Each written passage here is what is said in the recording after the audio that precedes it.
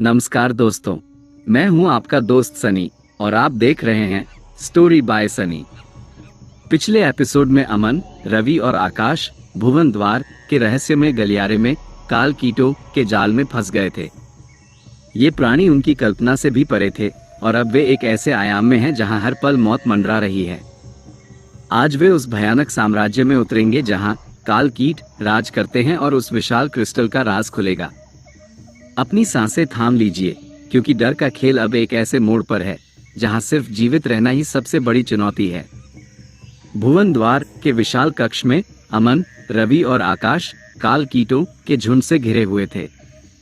इन पारदर्शी पंखों वाले जीवों की चमकदार बैंगनी आंखें उन्हें भेद रही थी और उनके पंखों की तेज फड़फड़ाहट इतनी तीव्र थी कि उन्हें अपने कानों में दर्द महसूस हो रहा था। हरे रंग के तरल पदार्थ के पूल से और भी काल कीट लगातार बाहर निकल रहे थे, जिससे कक्ष में उनकी संख्या बढ़ती जा रही थी। हवा में अजीब सी रासायनिक गंध और भी तीव्र हो गई थी और उन्हें घुटन महसूस हो रही थी। क्रिस्टल की आवाज एक धीमी लेकिन अत्यंत शक्तिशाली गूंज के साथ, जो सीधे उनके दिमाग में गूंज रही थी। तुम कहां भागोगे नश्वर प्राणियों? ये हमारा साम्राज्य है। हम काल कीट इस आयाम के शासक हैं और तुम्हारी नकारात्मक ऊर्जा ये हमारा भोजन है। अमन ने अपने हाथ में ठाकुर साहब का दिया हुआ तांबे का सिक्का कसकर पकड़ा।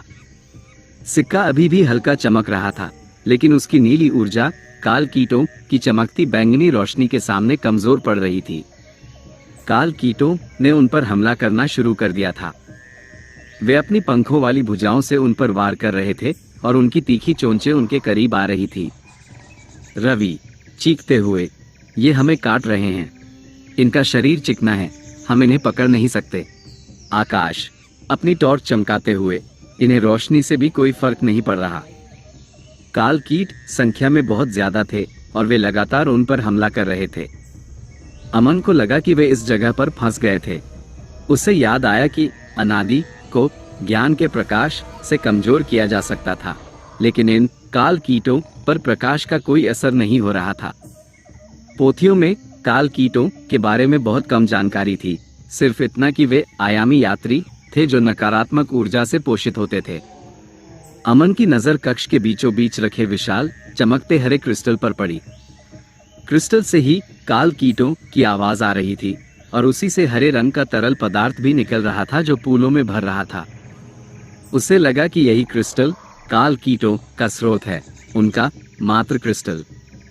अमन, रवि और आकाश से चिल्लाते हुए, क्रिस्टल यही इनका स्रोत है, हमें उसे नष्ट करना होगा। लेकिन क्रिस्टल तक पहुंचना आसान नहीं था। काल कीटों का झुंड उनके और क्रिस्टल के बीच एक अभेद्य दीवार बनाए हुए था। हरे रंग के तरल पदार्थ के पूल भी उनके रास्ते में थे और उनसे निकलती रासायनिक गंध उनके सांस लेने में मुश्किल पैदा कर रही थी। रवि ने अपने बैग से एक छोटा सा पत्थर निकाला और उसे एक काल कीट पर फेंका। पत्थर काल कीट के पारदर्शी शरीर से गुजर गया, जैसे वह वहां था ही नहीं। रवि हताश होकर, ये तो अदृश्य हैं, इन्हें कैसे रोका जाए? अमन को फिर से ठाकुर भवानी सिंह की पोथियों में मिला एक धुंधला सा जिक्र याद आया। काल कीटों को स्थूल रूप में लाने के लिए उन्हें ध्वनि ऊर्जा से प्रभावित करना होता है, क्योंकि वे आयामों के बीच कंपन से बनते हैं और उनकी कमजोरी उनका मात्र क्रिस्टल होता है, जो उनकी सामूहिक चेतना का केंद्र है। अमन आकाश से, आकाश तुम्हारे पास वो साउंड रिकॉर्डर है ना? क्या उसमें कोई तेज आवाज की सेटिंग है? आकाश डरते हुए पर बैग में हाथ डालते हुए, हाँ, मेरे पास कुछ तेज फ्रीक्वेंसी की रिकॉर्डिंग है जिसे मैं फील्ड रिकॉर्डिंग के लिए इस्तेमाल करता हूँ। अमन, उसे पूरी शक्ति पर चलाओ, हमें इन काल कीटों को स्थूल रूप में लाना होगा। आकाश ने तुरंत अपना साउंड रिकॉर्डर निकाला और उसे चालू किया। रिकॉर्डर से एक तेज, तीखी, उच्च आवृत्ति वाली ध्वनि निकली जो कक्ष में गूंज उठी। गुन गुन करती काल कीटों की आवाज अचानक अस्त व्यस्त हो गई। जैसे ही ध्वनि काल कीटों से टकराई, उनके पारदर्शी शरीर में कंपन होने लगी। हरे रंग की चमक तीव्र हुई और उनके शरीर धीरे धीरे ज्यादा ठोस होने लगे। वे अब पारदर्शी नहीं थे, बल्कि एक चिपचिपे काले पदार्थ के बने हुए लग रहे थे, जिनकी सतह पर हरे रंग की नसें उभर रही थी। उनकी बैंगनी आंखें अब और भी भयानक लग रही थी, जैसे वे क्रोध से जल रही हों। काल कीटों की सामूहिक आवाज, दर्द से चीखते हुए, आ यह क्या है? हमारी कंपन टूट रही है। काल कीट अब ठोस हो चुके थे, लेकिन उनकी गति धीमी हो गई थी और वे अब एक दूसरे से टकरा रहे थे। यह उनकी कमजोरी थी। अमन, रवि, अब हम उन्हें चोट पहुंचा सकते हैं। रवि ने तुरंत अपने बैग से एक भारी कैमरा स्टैंड निकाला और उससे एक काल कीट पर वार किया। फट की आवाज के साथ काल कीट का शरीर फट गया और उससे एक बदबूदार हरा तरल पदार्थ निकला जो जमीन पर फैल गया। रवि उत्साह से ये काम कर रहा है। उन्होंने काल कीटों से लड़ना शुरू कर दिया। अमन तांबे के सिक्के की नीली ऊर्जा का उपयोग कर रहा था, जो काल कीटों को कुछ हद तक दूर रख रही थी। आकाश अपने साउंड रिकॉर्डर को लगातार चला रहा था, जिससे काल कीट ठोस बने रहें, और रवि अपने कैमरा स्टैंड से उन पर वार कर रहा था। धीरे धीरे उन्होंने काल कीटों के झुंड को पीछे धकेला और क्रिस्टल के करीब पहुंचने लगे। क्रिस्टल से निकलती हरे रंग की रोशनी अब और भी ज्यादा तीव्र हो गई थी और उससे एक अजीबोगरीब गुनगुनाहट आ रही थी, जो किसी विशाल हृदय की धड़कन जैसी लग रही थी। जैसे ही वे क्रिस्टल के पास पहुंचे, क्रिस्टल से एक विशाल काले रंग की सांप जैसी आकृति निकली, जिसकी आंखें बैंगनी रंग की थी। ये मात्र क्रिस्टल का ही एक हिस्सा था जो उनकी रक्षा कर रहा था।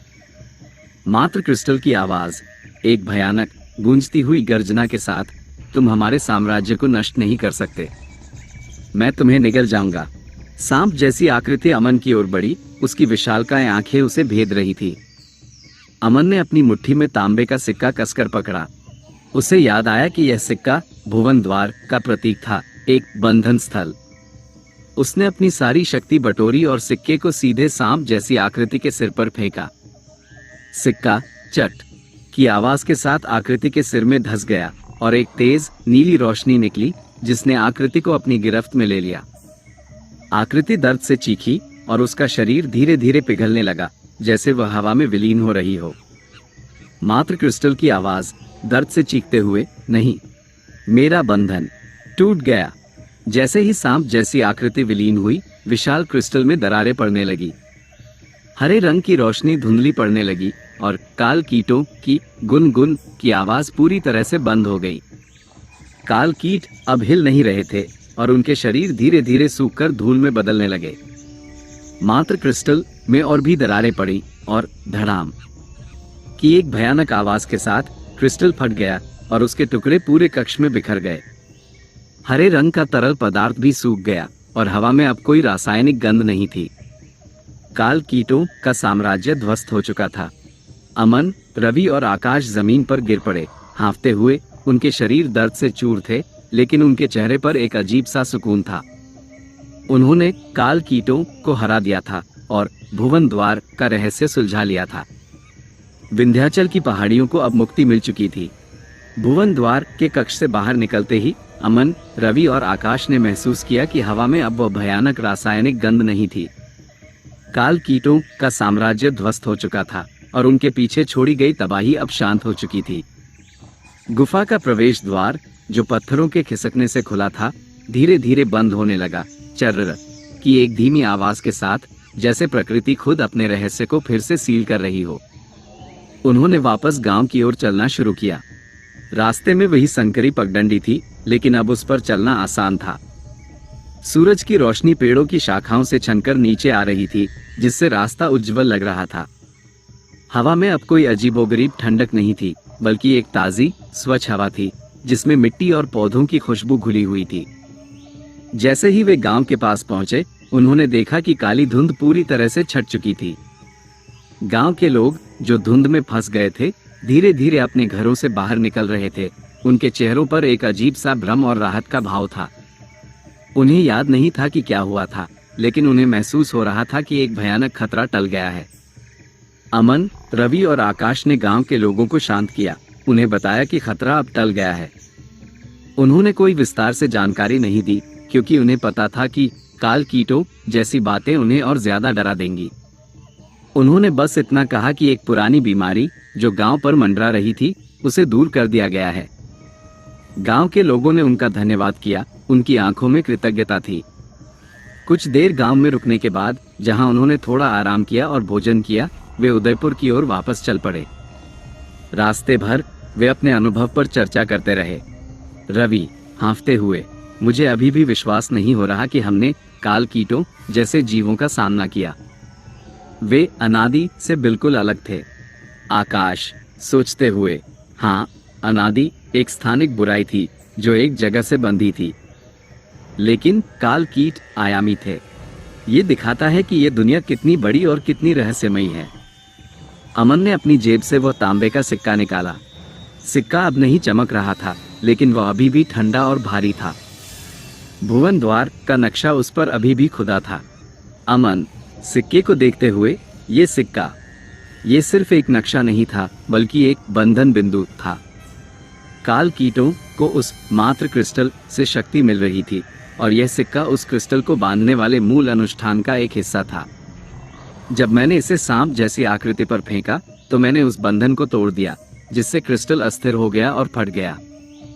रवि आश्चर्य से, तो इसका मतलब है कि यह सिक्का भी उस ज्ञान की चाबी की तरह ही था, एक शक्ति वाहिका। अमन सिर हिलाते हुए, शायद। मुझे लगता है कि हमारे पूर्वजों ने ऐसी कई शक्ति वाहिकाओं को बनाया था ताकि वे इन आयामों के बीच के खतरों को नियंत्रित कर सके। जयपुर लौटते समय तीनों के मन में एक नई समझ विकसित हुई थी। वे जानते थे कि उनकी यात्रा सिर्फ एक भूतिया हवेली की कहानी नहीं थी, बल्कि ब्रह्मांड के गहरे रहस्यों की एक छोटी सी झलक थी। उन्हें महसूस हुआ कि वे अब केवल सामान्य इंसान नहीं रहे थे, बल्कि ऐसे लोग थे जो अदृश्य दुनिया की सच्चाइयों से वाकिफ थे। अगले कुछ हफ्तों तक उन्होंने अपनी सामान्य जिंदगी जीने की कोशिश की। अमन ने अपनी पढ़ाई पर ध्यान दिया, लेकिन उसका मन अब प्राचीन ग्रंथों और अलौकिक विज्ञान की ओर ज्यादा आकर्षित हो रहा था। रवि अपनी फोटोग्राफी में व्यस्त रहा, लेकिन उसकी आंखें अब सामान्य से ज्यादा कुछ ढूंढने लगी थी। आकाश ने अपनी इंजीनियरिंग की पढ़ाई जारी रखी, लेकिन वह अब ऊर्जा क्षेत्रों और आयामी कंपनों में ज्यादा रुचि लेने लगा था। वे तीनों अक्सर मिलते थे और अपने अनुभवों पर चर्चा करते थे। उन्होंने शिवगढ़ के ज्ञान केंद्र के बारे में ठाकुर साहब से जानकारी लेते रहे, और उन्हें खुशी हुई कि हवेली अब एक सकारात्मक ऊर्जा का स्रोत बन गई थी। एक शाम जब अमन अपने कमरे में बैठा था, उसने अपने लैपटॉप पर एक न्यूज रिपोर्ट देखी। रिपोर्ट एक दूरदराज के गांव के बारे में थी जो राजस्थान और गुजरात की सीमा पर स्थित था। रिपोर्ट में लिखा था कि गांव के लोगों को रात में अजीबोगरीब चमकती हुई रोशनी दिखाई देती थी, और उन्हें लगता था कि कोई अदृश्य शक्ति उनके घरों के पास से गुजर रही है। अमन ने तुरंत अपनी जेब में हाथ डाला, जहां उसने वो तांबे का सिक्का रखा था। सिक्का पहले से ज्यादा गर्म महसूस हो रहा था, और उस पर बना नक्शा हल्का चमक रहा था। यह नक्शा उस न्यूज रिपोर्ट में बताए गए क्षेत्र से मिलता जुलता था। अमन ने रवि और आकाश को कॉल किया। अमन, आवाज में हल्की उत्तेजना, मुझे लगता है कि हमें फिर से एक यात्रा पर निकलना होगा। रवि हंसी में, क्या हुआ? कोई और भूतिया जगह मिल गई? अमन गंभीरता से, इससे भी ज्यादा कुछ। ये सिक्का फिर से संकेत दे रहा है। मुझे लगता है कि भुवन द्वार का अंत सिर्फ एक छोटी सी जीत थी। इस दुनिया में अभी भी कई अनसुने रहस्य हैं, कई ऐसे द्वार हैं जो खुल सकते हैं। आकाश उत्साह से, तो प्रेत लोक की अंतहीन गाथा का अगला अध्याय कहाँ लिखा जाएगा? अमन ने सिक्का अपनी मुट्ठी में कसकर पकड़ा। उसके चेहरे पर एक दृढ़ संकल्प था। अमन, मुझे नहीं पता, लेकिन मुझे लगता है कि यह गाथा सचमुच अंतहीन है। ये कहानी अमन, रवि और आकाश की यात्रा का एक पड़ाव था। वे अब जानते थे कि अंधकार और प्रकाश का युद्ध कभी खत्म नहीं होता, बस उसका स्वरूप बदलता रहता है। और शायद वे ही थे जो इस युद्ध में प्रकाश का प्रतिनिधित्व करने वाले थे। उनकी यात्रा जारी रहेगी, नई कहानियों, नए रहस्यों और नए खतरों के साथ। जयपुर में अमन के कमरे में वह तांबे का सिक्का एक बार फिर चमक रहा था, और उस पर बना नक्शा अब बिल्कुल स्पष्ट दिखाई दे रहा था।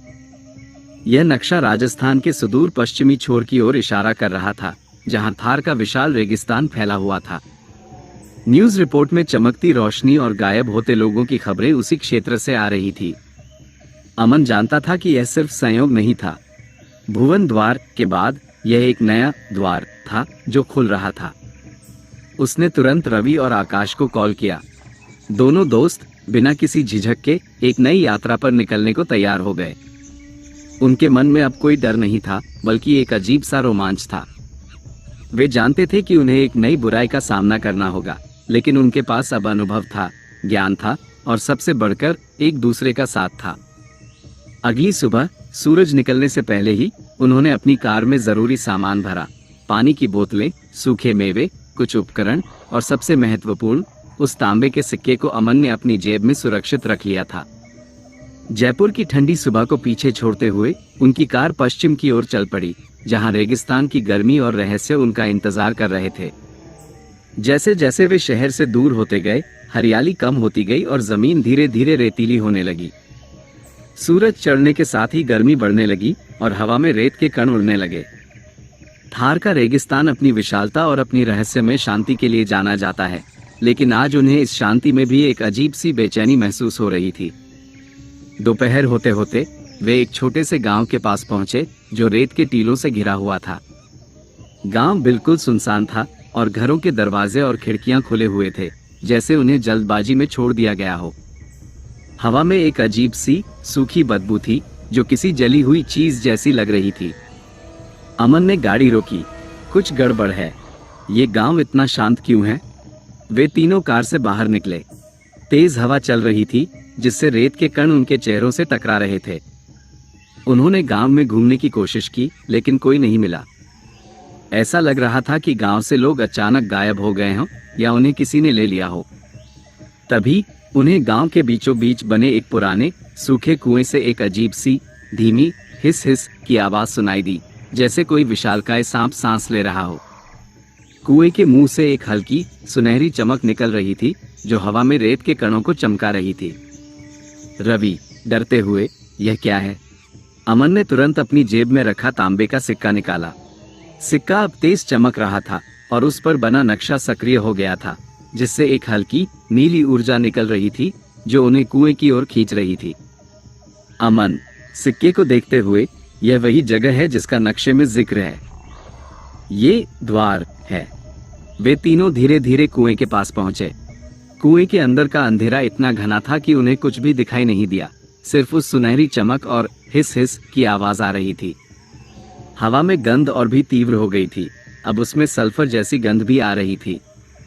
तभी कुएं के अंदर से एक गहरी प्राचीन आवाज गूंजी, जो सीधे उनके दिमाग में गूंजती हुई लग रही थी।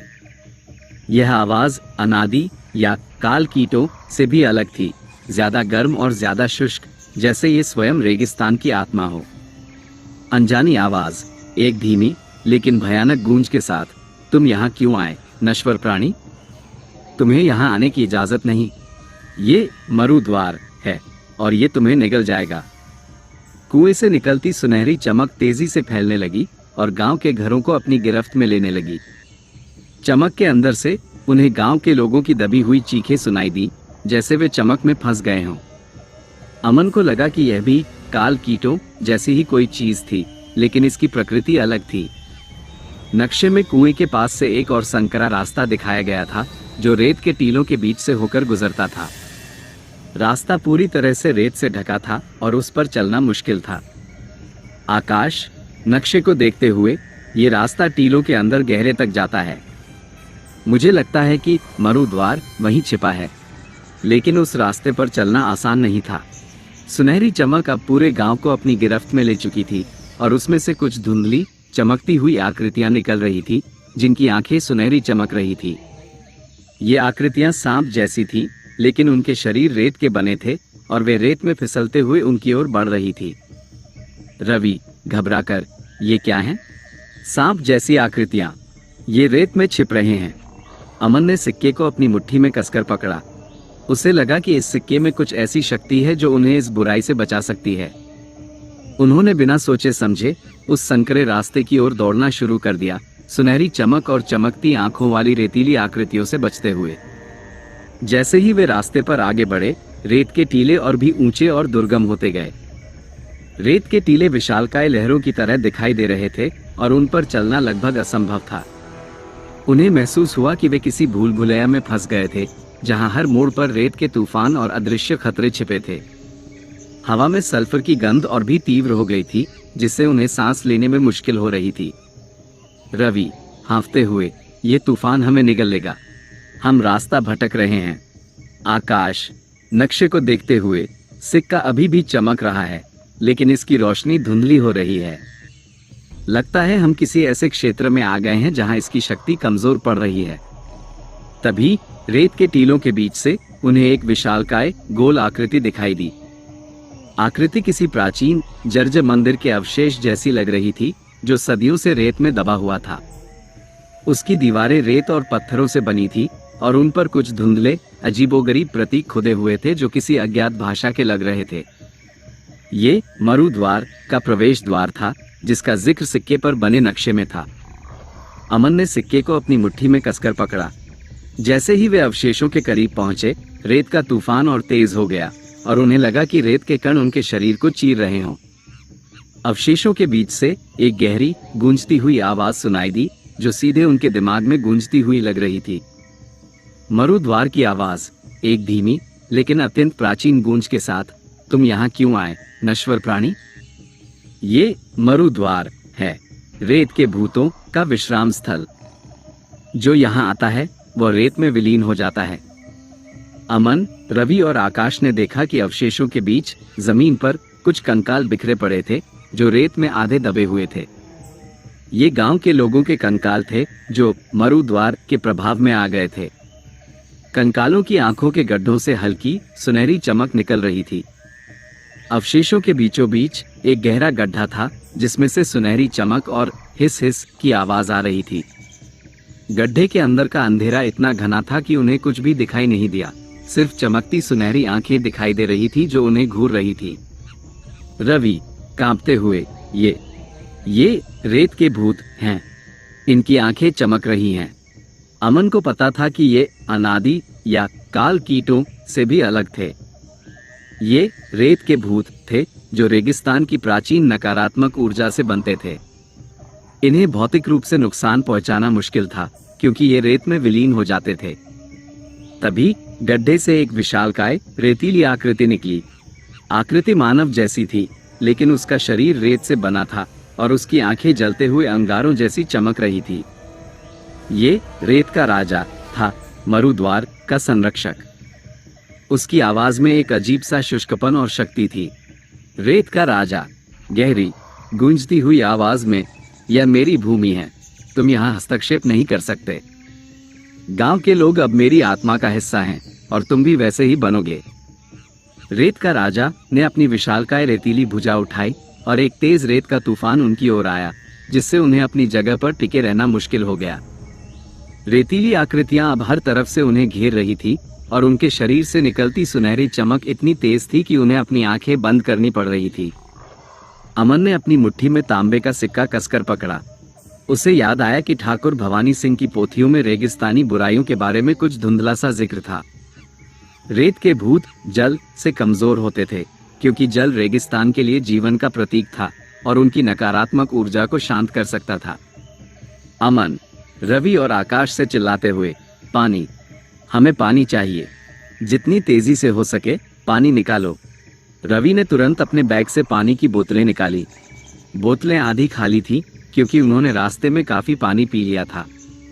आकाश हताश होकर, हमारे पास पर्याप्त पानी नहीं है, ये सब कैसे होगा?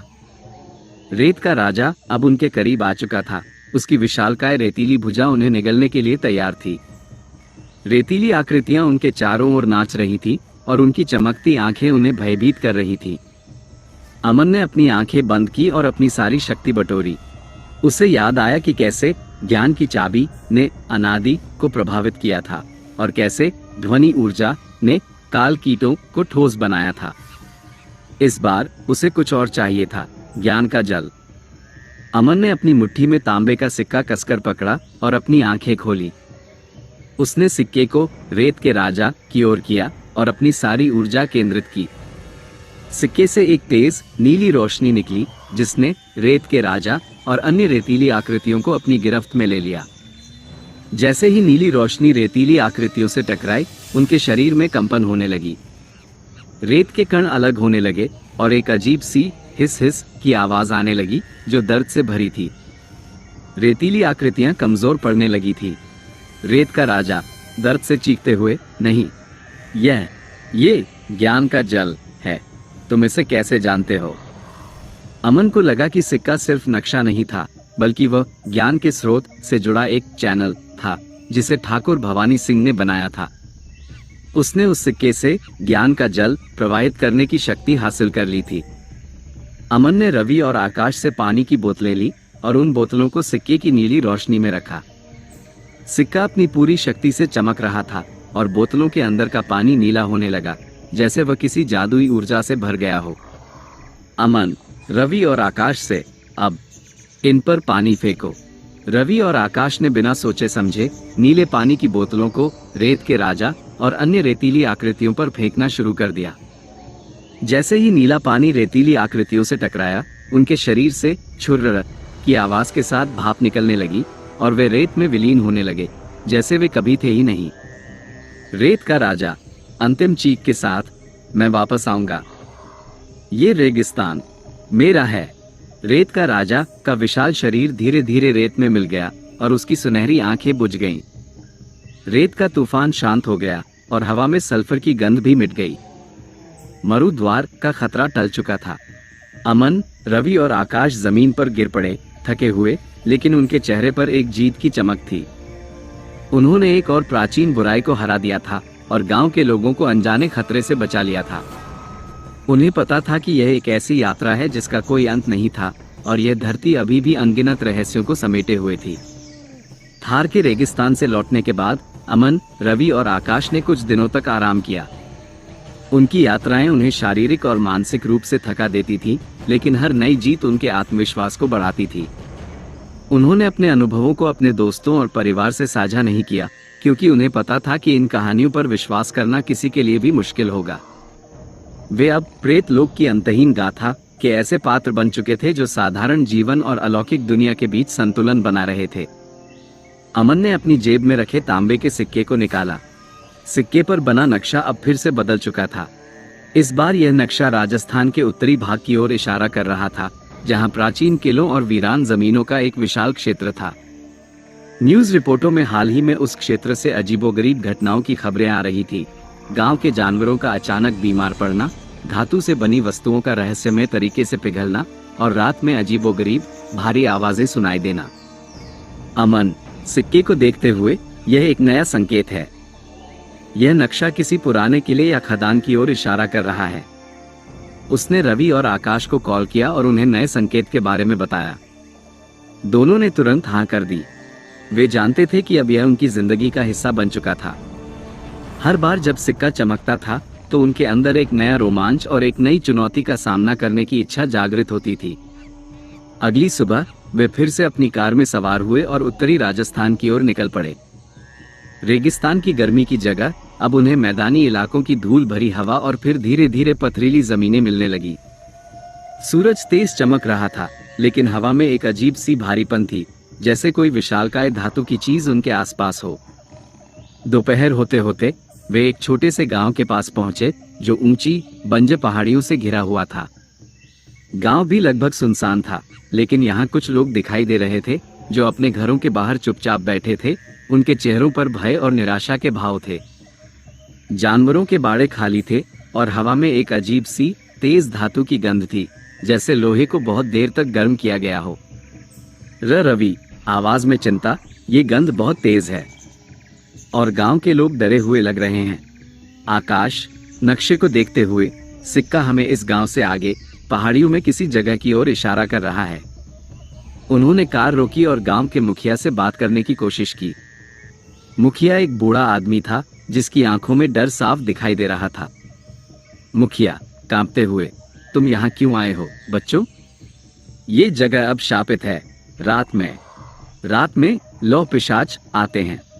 वे हमारे जानवरों को ले जाते हैं और जो भी उनके पास जाता है वो पत्थर बन जाता है। अमन, गंभीरता से, लौह पिशाच, क्या हुआ है यहाँ? मुखिया ने बताया कि कुछ महीने पहले पहाड़ियों में एक पुरानी बंद पड़ी लौह खदान से अजीबोगरीब आवाजें आने लगी थी। फिर रात में कुछ चमकती हुई धातु जैसी आकृतियां गांव में आने लगी, जो जानवरों को उठा ले जाती थी। जो भी उन्हें रोकने की कोशिश करता था उसका शरीर धीरे धीरे पत्थर जैसा कठोर होने लगता था और फिर वो मर जाता था। अमन को याद आया कि ठाकुर भवानी सिंह की पोथियों में धातु अभिशाप और लौह असुरों के बारे में कुछ धुंधले से जिक्र थे, जो प्राचीन काल में धरती के नीचे गहरे दबे हुए थे और जो धातु के माध्यम से शक्ति प्राप्त करते थे। ये अनादि या काल कीटों से भी ज्यादा भौतिक और ज्यादा क्रूर शक्ति थी। अमन ने सिक्का अपनी मुट्ठी में कसकर पकड़ा। सिक्का अब तेज चमक रहा था और उस पर बना नक्शा स्पष्ट रूप से एक पुरानी खदान की ओर इशारा कर रहा था, जो गांव से कुछ मील दूर पहाड़ियों में छिपी थी। अमन, मुखिया से हमें उस खदान तक पहुंचना होगा, हमें इसे रोकना होगा। मुखिया ने उन्हें चेतावनी दी, लेकिन अमन, रवि और आकाश ने उसे विश्वास दिलाया कि वे अपना ख्याल रखेंगे। उन्होंने गांव से कुछ फावड़े और तेज धार वाले औजार लिए और खदान की ओर चल पड़े। जैसे ही वे पहाड़ियों में और अंदर बढ़ते गए, हवा में धातु की गंध और भी तीव्र होती गई। जमीन पथरीली थी और हर तरफ जंग लगे धातु के टुकड़े बिखरे थे।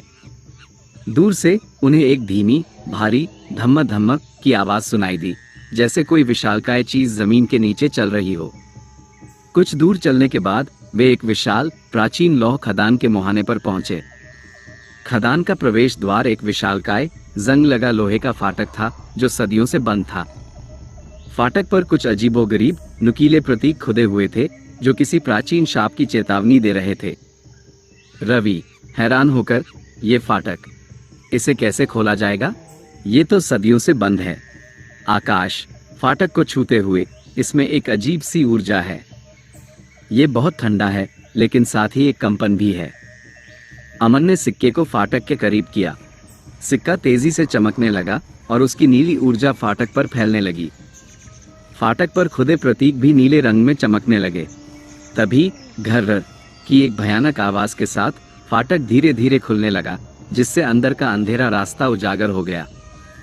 अंदर से एक तेज, ठंडी, धातु जैसी हवा आ रही थी, जिसमें एक अजीब सी सड़ी हुई गंध थी।